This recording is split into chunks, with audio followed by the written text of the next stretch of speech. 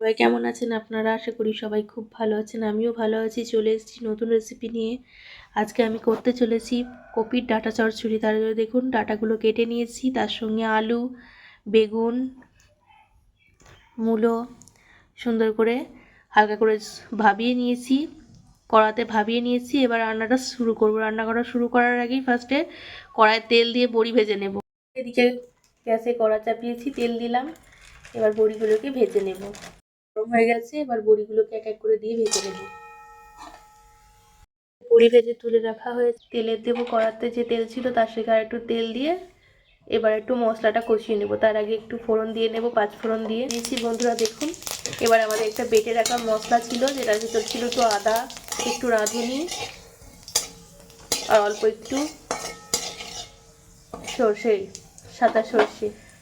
সুন্দর করে এবার দিয়ে দিচ্ছি আমাদের বেটে রাখা মশলাটা। বন্ধুরা দেখুন, হলুদ গুঁড়ো দিলাম, অল্প করে একটু লঙ্কা গুঁড়ো দিয়েছি, পরিমাণ মতো জিরে গুঁড়ো, আর নুনটা যেহেতু সিদ্ধর সময় দেওয়া আছে তার জন্য এখন নুন দেবো না। ভালো করে মশলাটা কষিয়ে নেব। ভালো করে এখন মশলাটাকে নেড়ে ছেড়ে কষাবো। আমাদের মশলাটার থেকে গন্ধটা কেটে গেছে, এটাতে আর কোনো গন্ধ নেই। সুন্দর করে আমার মশলা কষানো হয়ে গেছে।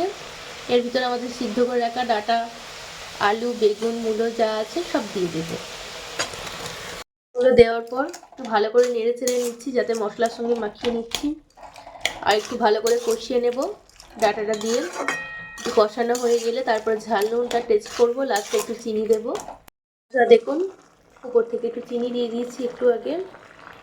আর একটু ফুটে গেলে আমাদের ভেজে রাখা বড়িটা দেখুন গুঁড়িয়ে নিয়েছি, এটা দিয়ে দেব ডাঁটা চচ্চড়ির ভিতরে। ভেজে রাখা বড়িগুলো দিয়ে দিচ্ছি।